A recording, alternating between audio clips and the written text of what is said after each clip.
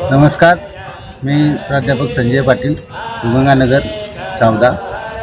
आमच्या इथे गेल्या 2 दिवसापासून या प्राणप्रतिष्ठा महोत्सवाचं आयोजन झालेलं आहे। या मंदिरामध्ये शिवपरिवार, रामदरबार, विठ्ठल रुक्मिणी आदींच्या या मूर्तींचा समावेश आहे।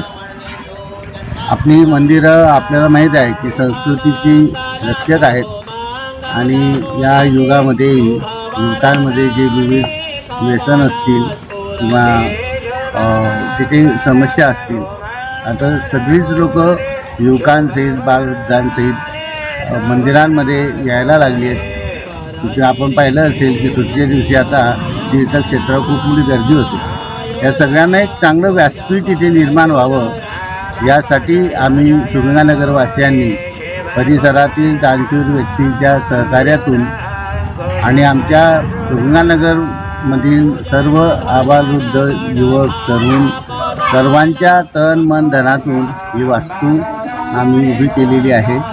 आम्ही म्हटल्यापेक्षा भगवंतानं आमच्याकडून हे कार्य करून घेतलेलं आहे आणि आम्ही या सर्व व्यक्तींचे, परिसरातील व्यक्तींचे, दानशूर दात्यांचे आभारी आहोत। गेल्या 3 दिवसापासून अतिशय उत्साहामध्ये हा कार्यक्रम सुरू आहे। उद्या या कार्यक्रमाची सांगता महाप्रसादानं होईल।